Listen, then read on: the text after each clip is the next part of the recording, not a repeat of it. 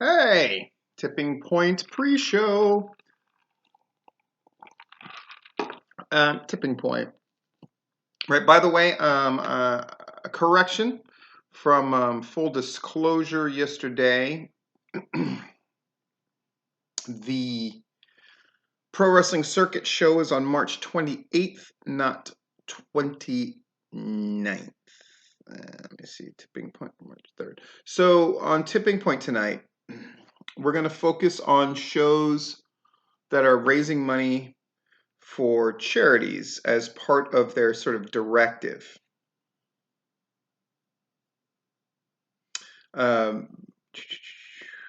Members. So we're going to have Matt Griffin and Scott Hensley on to talk about things at length, and then we're going to have I'm looking it up. Sorry, William Venable, who's doing the Wrestling for a Cause in Ringgold, and Paul Lee's part of that as well. So this is the pre-show. So people might be interested, like why did this come about? Because we did a tipping point last week with William Huckabee, and usually we go every other week. It came about because we wanted to help out the Wrestling for a Cause show. Larry had said that William contacted him, but their show's this weekend, and it wouldn't really make sense to have him on afterwards since we're going to help promote their show. That's part of the deal, right? So we wanted to have him on early. And I'm going to just tell you the truth. I was excited to have him on because that show looks like a shitstorm in the sense that it looks like whatever they're paying to have all those wrestlers on, it just doesn't seem like they're going to make dime one for the charity, or somebody's going to have to eat that cost so the charity can make some money. Larry, because he is kinder and gentler soul than I am. So I was going to ask this promoter, like, the hell are you doing? Basically. Larry didn't want it to be that. To his credit, he made a decision, and Larry almost always makes the right decision, and he did in this case, which is, let's make it a thing more about charity shows in general. And so I was open for that, and I thought we'll have Tyler on since Renegade Championship Wrestling was just part of that big huge show that had 500 freaking people. Even though it's the only one he's ever done, I thought it would be kind of cool to get his perspective on how he helped pull that off. But we're also going to, I mean, if you're talking about shows that raise money for charity, you're talking about Scenic City, you're talking about Action. So we had to have Griffin and Hensley on, and they're going to be on as well. And so now the focus of the show is different because Tyler's not going to be on. And then Tyler, we're going to talk to him in the beginning about his show and then invite him to stay around. We'll see if he does or not. And Matt Griffin's already been asking for like sort of pre-questions, like what kind of thing do we want to hear about and that kind of thing, which is great. Now I'm just going to speak about me and what I'm looking to get out of doing the show. Yes, I want to talk to William Venable and just go like, what the fuck? Like, how is this thing going to work? Whose idea was it? How are these wrestlers who are invited guests getting paid? Are they getting paid? What's your goal to raise? How much money are you looking to raise? What is this cause? And is Paulie really dreamy in real life as he is on his Facebook page when he's the mayor? I'm going to ask him all those tough questions, but Larry will be there to smooth it out. And then talk to Matt Griffin and Scott Hensley. But now my mental thing has kind of reshifted now that Hensley and Griffin are going to be on. Here's why. I think there's a perception, fair or unfair, that there are people that I like and there are people that I don't like, and that affects what I talk about and how I talk about it. And I would gather that Hensley and Griffin, and this is just me reading stuff that they post, sort of snarky stuff that they kind of backhandedly say and that kind of thing, that they're convinced that, I'm plotting for their destruction. And I just want to sort of get past all that stuff and move past it. And if need be, ask them directly if they have some kind of bugaboo.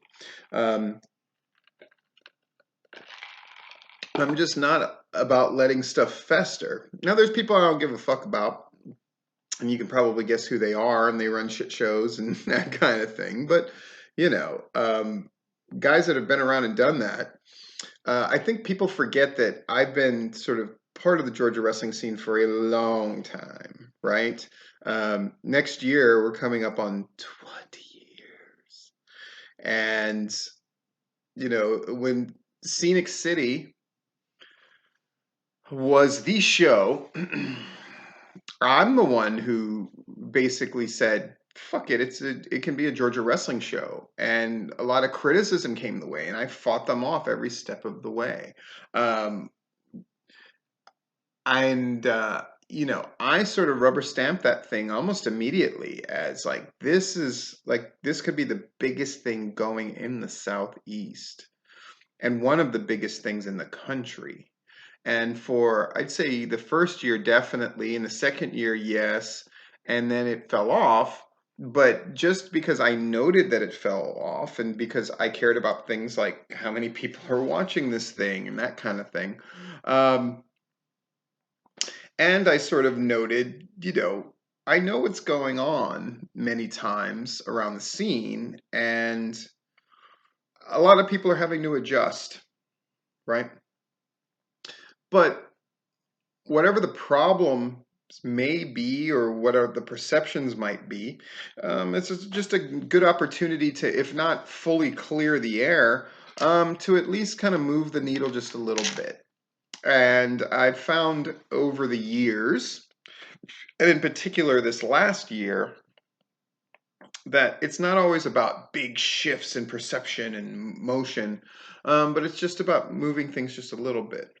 When you're a new driver, you make huge moves with the wheel and the brake and the gas and everything you do is big because everything's scary. But as you get to be a good driver, you don't even really have to think about it. You just make small adjustments and you anticipate things in advance. Um, I'm looking forward to SCI versus SCI. I think that's going to be a video that's got a lot of fun for me to do. Um, and you know, sometimes things come here to put it all in perspective, right? At the end of the day, it's just pro wrestling. However, I will never apologize for giving it proper coverage, and I will never apologize for doing things that I think are best. And I will not apologize for the things that I advocate for and the people that I defend and all the rest of it. Now, that might upset people because the power structure has always traditionally been promoters and bookers, yay, the boys, boo, and everything else doesn't fucking matter. But we're in a state where, I mean that in more ways than one, the state of Georgia and the state of wrestling in Georgia, the power has shifted. And I can't believe I'm going into this here in a pre-tipping point video, which not all that many people watch, but maybe this speech will get them to watch. So let me just lay it out in this. Power has shifted.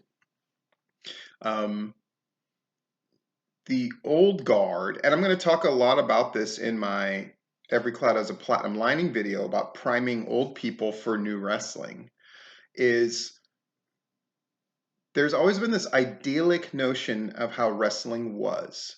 And for some people, that's the 70s. And for some people, it's the mid 80s. And for some people, it's Crockett. And for some people, it's Attitude Era, right?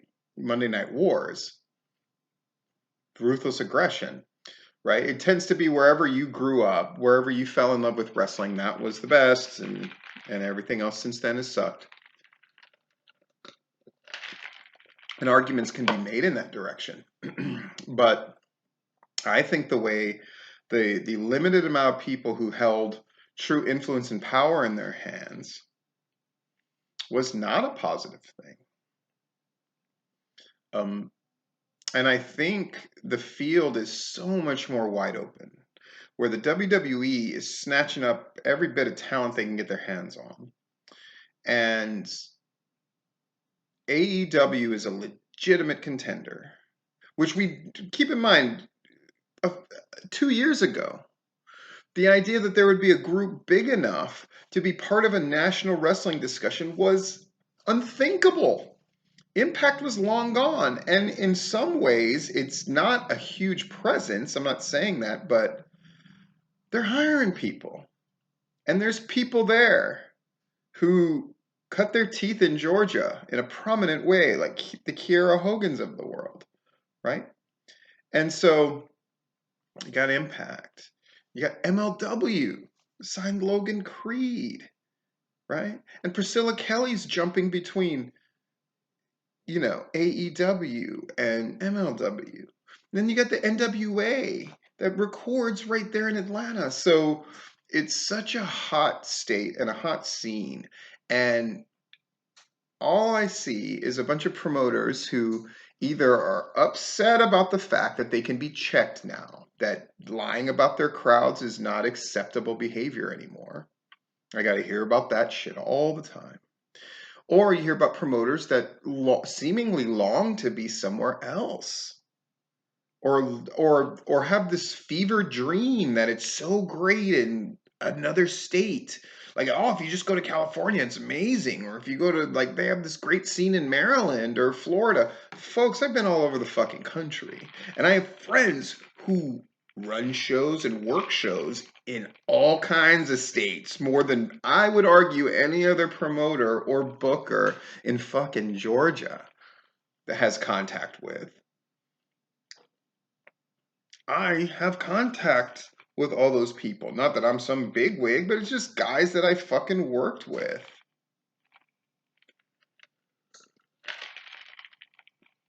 All the way, if you want to call it up the ladder, at WWE.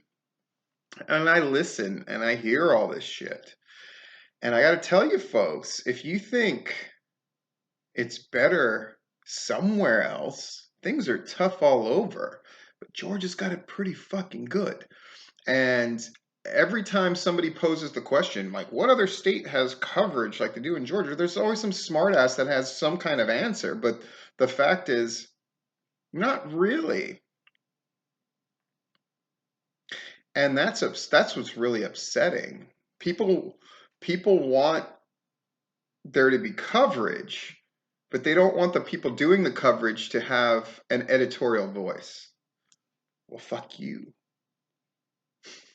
And if Georgia wrestling has an editorial voice, I'm the fucking screaming rage of that voice. And I don't apologize for it at all.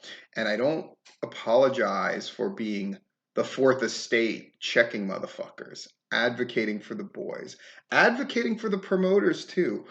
If you haven't noticed, at some point or another, everybody's been mad at me at some point or another. You know what that tells me? That I'm doing a great fucking job. And that job continues tonight on the tipping.